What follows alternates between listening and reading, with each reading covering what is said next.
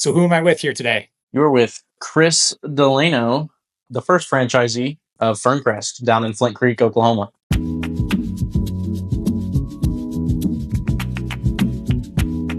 And I met you about a year ago on a call like this. And then within like a week, I remember you and Sean flying into the Scranton. Was it the Scranton Airport? Or no, Allentown. You flew into It was Allentown Allentown. Airport and you rented a car and you drove up to Ferncrest Promised Land. And you saw it when it was in the winter, very bleak up there. That was the first time that we met together. And then very shortly thereafter, you guys said, let's go. How did you and Sean, your dad, want to actually open a glamping business? A year before we met you, we acquired some land. It was about 6.5 acres, and it had creek frontage on Flint Creek. Super beautiful property. I've been going there since I was a kid. Our original vision was to have an RV park. That's what we were thinking. We were full send on that. As fate would have it, there was an RV park about 2,000 feet south of us that opened up. Of course, 2 months Right. after we purchased the land. And so that kind of left us in this sort of limbo of we know we have something really special. We're not really sure what to do with it. And we sort of just sat on it for a winter, kind of going back and forth of do we just develop it and sell it? Do we try and develop some kind of residential thing? It's about 6.5 acres total. A significant amount of that acreage is pretty vacant land at the time of purchase. But we knew we had about half an acre of creek frontage that was really special. And eventually, after sitting on it for a while, we ran into you on social media, and you kind of took it from there of how we got into glamping. That wasn't on our radar at the beginning at Right. all. This land, when I came out to it, I didn't go out to it until a handful of months later in the summertime. So we met in February, went out in the summertime, and it is stunning. I mean, you don't actually, at least when I thought about Oklahoma, I know you guys are from there, but like I didn't realize that the northeastern portion and that whole like rolling hills, it's creeks, it's big trees. It's really a gorgeous piece of land. And that creek frontage that you have was such a small little sliver, right? But like that's where you decided the money could be made, both in terms of like originally the first year you had those day passes where you were like, okay, people want to come here, right? You know that Right. you went there growing up. That creek frontage was probably too small to develop into like houses or develop into RV park even, but you were able to fit a lot on that little sliver next to the creek. What was the thing that like attracted you to glamping aside from say the economics? What really drew me to it personally is I grew up doing a lot of performances. I used to dance quite a bit. I was in theater from middle school all the way to high school. I did some productions outside of school. I loved it. I love performing. I love making people feel things and feel drawn into a story or a narrative. As I got older, of course, I didn't want to pursue that. I was never at that level, but I still had it within me that I wanted to do something performative for people and make people feel things and create special moments.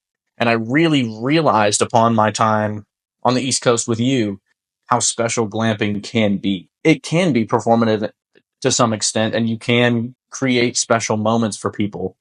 You just don't get the attention for it, right? Which for me, Mm. honestly, is all the better. A lot of my passion is driven from I'm making memories for families. I want them to think about that time at Ferncrest whenever this and this happened. It was so funny, or it Right. was so beautiful. It was such a special moment in our marriage. It was such a special moment for me and my son. I want it to be a place of reconciliation, a place where people can find peace, relax, have fun. I absolutely love that. I feel like hospitality is performative. Yep. I've never used that word and hospitality together. That's the first time I've heard it from you, but like every single touch point that you have in a hospitality business is a chance to make it special. And I think there's a big difference between the big box roadside motels, like a Hampton Inn or whatever. Those are not Right. performative. Those are just like Right. practical. Those are like place to Right. stay, right? But Yep. like everybody that's coming to Ferncrest, it's not because they need a place to stay that night. It's because they want to be there. They want to transport themselves into another experience. Every land has its pros and cons. Like you mentioned, some of your land or vast majority of your land is like relatively flat. You have a road that goes through it, and then you have the creek frontage. How did you go about thinking about like the development of that because of the challenges that it did present, such as the road and the flat land? Like, and how are you going about it now as you expand it? For us, the biggest piece of it has always been nature has to be the main point, right? It's not camping if first and foremost you're not accentuating nature, particularly for phase one. It was a no brainer. We have to make the creek frontage work. where we had was only about half an acre of actual usable land in terms of where we wanted domes to go. But we have this beautiful ridge that runs down the creek that's up off of the water. It was really as simple as for this first phase of how do we make them fit here? We know that this is where they need to be. There was a lot of pacing around, a lot of staking stuff out, a lot of kind of retconning things and moving stuff and switching stuff around. As we go into this other part, now we're over in the field that I talked about being mostly flat. There is some beautiful rolling hills in the background. It's a super clear sky. Sunsets back there are phenomenal. We also have a little wooded area within that, and we plan to accentuate that as the main spot people will hang out. So it's really about playing the hand you're dealt. There's still a lot of work as far as the nuts and bolts of where things go, but it's just about accentuating the natural features, really. We want the amenities to be somewhat symmetrical in terms of the value we're providing to our guests. So the amenities that we're adding over in the field are going to be things that people on the creek side want to come do. I say this all the time. It's not going to be the haves and the have-nots Right. divided by the road. There's Yep. performances everywhere. There's opportunities for that everywhere. Yeah. The last thing you want is somebody checking into something and being like, wait a second, but I'm so jealous of that person. What happened after that call that led you and Sean to having a discussion internally about franchising versus just buying equipment and doing it on your own? The reality of the situation was we had the passion, we had the land, we did not have the confidence to solve as many of the problems as needed to be solved whenever you're starting a brand from truly zero. We loved that we could get in early with Ferncrest. That was a huge appeal to us. It's our intention to help grow the brand. The primary appeal for us was just the confidence being a part of a brand can give. Particularly for me, it was my first business. I knew that there was a lot of unknowns and there was a lot of potentially costly mistakes. I think it was just a natural fit for where my passion was and where my skill set was and sort of how it balanced out. I got to give you guys a lot of credit for, making that decision. And I vividly remember the conversation at the property itself in February where it was like, you make decisions to work with people more so than anything. It's like, it's who the Right. person is and who the people are. And we knew we could contribute to each other's success. And I think that, you guys being numero uno, number one franchise was a leap of faith, but we've both made so much progress over the last, 6 to 10 months. You're going to be the one that has the most experience seeing firsthand, how this system has developed around supporting you guys and trying to build infrastructure, build the support systems, build the basically everything that we can to try to then translate that into how we can support future people as well. If we're all the right type of people and all really looking out for each other, we all have our Right. individual businesses, we all have our individual lands, we all own it 100% on our own, but we're all in it together in some way, shape, or form. It's really exciting for me because franchising is almost like creating a community. Share successes, share shortcomings, share everything with. And we know that we're actually in it together. Aside from sort of this burgeoning sort of relationship and the desire to work together, was there anything that stood out to you when it came to the experience that Ferncrest aspires to create for people? Is that it's so different than anything in my area. I've been to a lot of the cabins around. I've done a lot of primitive camping, especially whenever I was younger. Glamping really solved a problem for me with camping that I didn't know I had until I went to Ferncrest. As I was looking around, of course, it's beautiful and all of that stuff. But I realized, oh my gosh, this answers every reason why I don't want to go camping. Yeah, It's not exactly. because I don't love nature. Realizing that I could solve the same problem for a lot of other people like me was really a big draw. It was a solution oriented business in service to people. And I really liked that about Ferncrest. Historically, we would have been a lot more engaged with nature than we are now. So it's a solution to that. But the problem is that it's hard for people to take the time, effort, money to go camping. Because even camping itself, some people argue, oh, glamping's more expensive, but it's actually maybe even more expensive to go camping because of all the equipment you need. Right. You'd have to camp so much to meet the breakover where you get your money back for the stuff you have to buy. It Yeah. starts to become tougher and tougher to justify. In my opinion, larger families, it gets Yeah. tougher and tougher. I actually, I've never really actually talked about that with anybody, but the idea that glamping is actually maybe in some examples, in some ways, more affordable. especially this mid-market glamping, which is like there's the luxury stuff that's like $800 a night, Right. $1,000 a night. That exists, which is amazing and crazy at the same time.